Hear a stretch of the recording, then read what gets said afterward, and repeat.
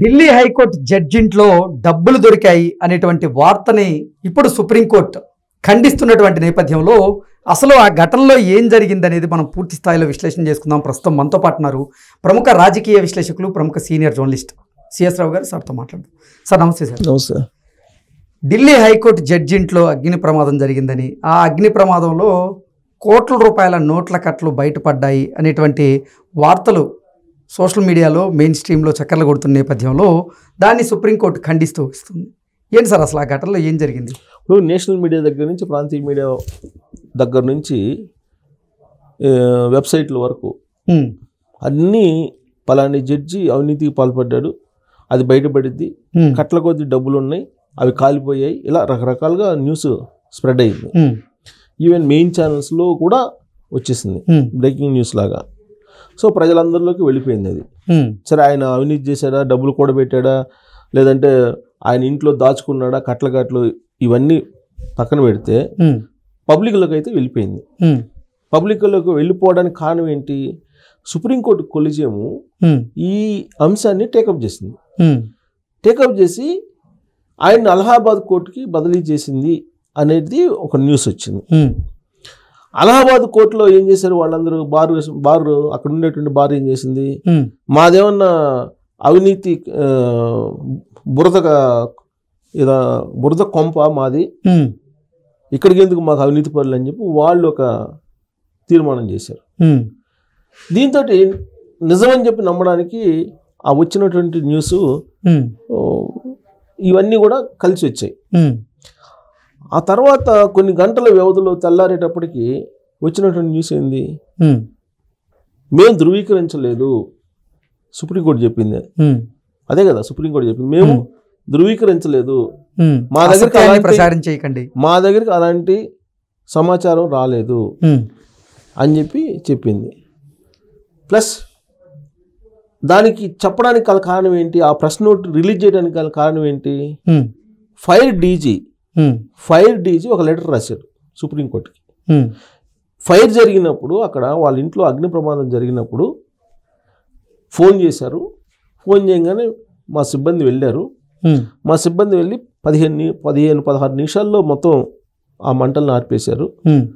ఆర్పిన తర్వాత మేము డబ్బు కట్టలు అనేది మేము చూడలేదు, మాకు తెలియదు, అలాంటి ఆచూకీ లేదని చెప్పి ఆన్ పేపర్ సుప్రీంకోర్టుకి ఇచ్చాడు ఆయన.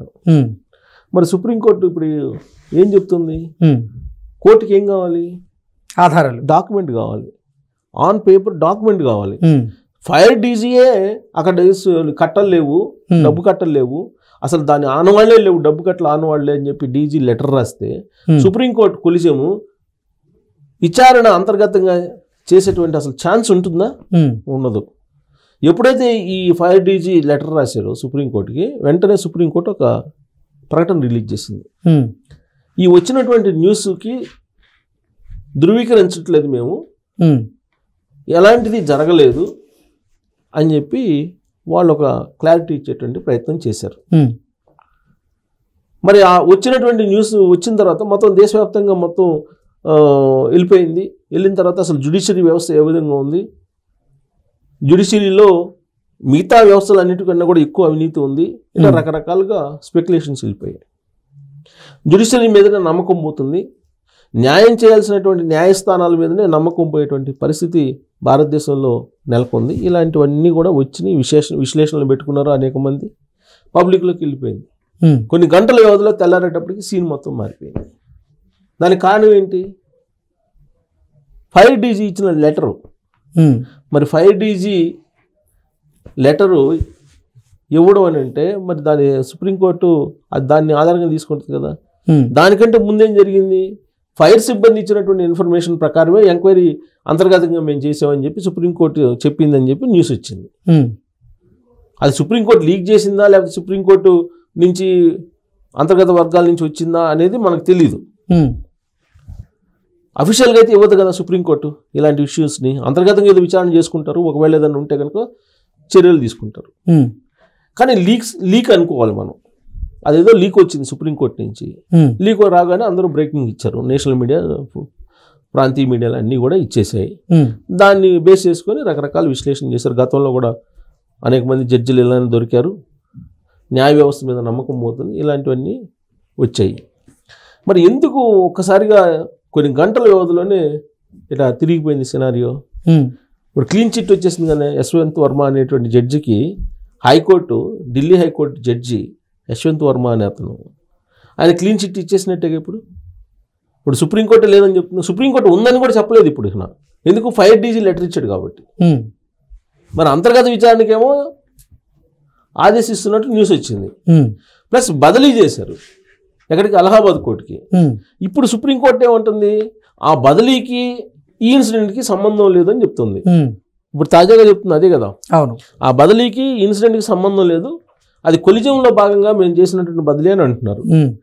కాకపోతే ఏంది? ఇన్సిడెంట్ ఎప్పుడు జరిగింది? 14వ తారీఖు జరిగింది. బయటికి ఎప్పుడు వచ్చింది? 21వ తారీఖు వచ్చింది. మరి ఈ మధ్యకాలంలో ఆ ఇన్సిడెంట్ ఎందుకు గోప్యంగా ఉంది? ఎక్కడ రాలేదు కదా. ఫైర్ యాక్సిడెంట్ జరిగినప్పుడు జనరల్గా అది ఖచ్చితంగా అందులో ఒక జడ్జి ఇంట్లో ఫైర్ యాక్సిడెంట్ అయిందని అంటే డెఫినెట్గా న్యూస్ బయటకు వస్తుంది. ఎక్కడ రాలేదు. దాదాపు వారం తర్వాత బయటకు వచ్చింది. వారం తర్వాత బయటకు వస్తే ఫస్ట్ ఏమో సుప్రీంకోర్టుకి అక్కడ ఉండేటువంటి ఫైర్ సిబ్బంది ఇచ్చినటువంటి ఇన్ఫర్మేషన్ ప్రకారమే అంతర్గతంగా విచారణ జరిపి సుప్రీంకోర్టు చీఫ్ జస్టిస్ చర్యలు తీసుకున్నాడు, అంతర్గత విచారణకు ఆదేశించాడు, ఆయన బదిలీ చేశారు. అప్పుడు సుప్రీంకోర్టులో ఉండేటువంటి కొంతమంది బార్ సభ్యులు అసలు బదిలీ అనేది పనిష్మెంట్ కాదు, సస్పెండ్ చేయాలి కదా ఆయన్ని అనేటువంటి వాదనలు కొంతమంది వినిపించారు. ఇలా రకరకాలు వచ్చినాయి న్యూస్. అవును. మరి ఇప్పుడు సీన్ కట్ చేసి ఒకసారిగా ఇది అయిపోయింది. అంటే ఇండియాలో ఏదైనా సాధ్యం, ఇండియాలో anything is possible. Exactly. So ఇప్పుడు మరి ఆయన్ని అవినీతిపరుడు అని చెప్పి స్ప్రెడ్ చేసినటువంటి మీడియా మీద చర్యలు తీసుకోవాలా, లేదంటే దీన్ని పక్కదావ పట్టించారు అని చెప్పి అనుకోవాలా? పబ్లిక్ పెద్ద ప్రశ్న కదా ఇది, $1 మిలియన్ ప్రశ్న. ఇంతకీ అసలు ఆ హైకోర్టు జడ్జింట్లో డబ్బులు కట్టలు దొరికినాయా లేదా అనేది ఎవరికి అర్థం కాని పరిస్థితిలో సుప్రీంకోర్టు చెప్పాలి. సుప్రీంకోర్టు లేదని చెప్పిన తర్వాత ఉందని చెప్పి అనలేము కదా మనం. సుప్రీంకోర్టే చెబుతుంది కదా ఇప్పుడు లేదని. ఎందుకు చెబుతుందంటే ఫైర్ డీజీ ఇచ్చిన రిపోర్ట్ అంటున్నారు. అంతకుముందు ఏమని చెప్పారు? ఫైర్ సిబ్బంది ఇచ్చినటువంటి రిపోర్ట్ ప్రకారమే ఆయన అంతర్గత విచారణ చేశాడు సుప్రీంకోర్టులో. మారు అసలు సస్పెండ్ చేయముంది, ఇవన్నీ వచ్చాయి కదా. మరి ఏమనుకోవాలి? పక్కదావ పట్టించారు అనుకోవాలా? అసలు నిజంగా ఇతను అవినీతిపరుడు కాదు, నిజాయితీపరుడు అనుకోవాలా? మరి అలహాబాద్ కోర్టుకి బదిలీ చేశారు కదా, ఇప్పుడు బదిలీకనే దీనికి సంబంధం లేదంటున్నారు. ఫస్ట్ వచ్చిన న్యూస్ ఏంది?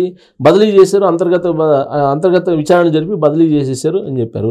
పైగా అలహాబాద్ కోర్టు వాళ్ళు తీర్మానించారు కదా, బార్ అసోసియేషన్ మాదేమన్నా అవినీతి కొంప ఇది, అవినీతి పనులు పంపించడానికి అని. మరి ఇంత జరిగిన తర్వాత మరి ఇప్పుడు క్లీన్ చిట్ ఇవ్వటం అంటే మరి ఏమనుకోవాలి? పక్కన పట్టించారు అనుకోవాలా, లేదంటే ఆయన నిజాయితీ పరుడు అనుకోవాలనేది మనం చెప్పలేము. చూసే వాళ్ళే డిసైడ్ చేయాలి నెట్ జైల్లో.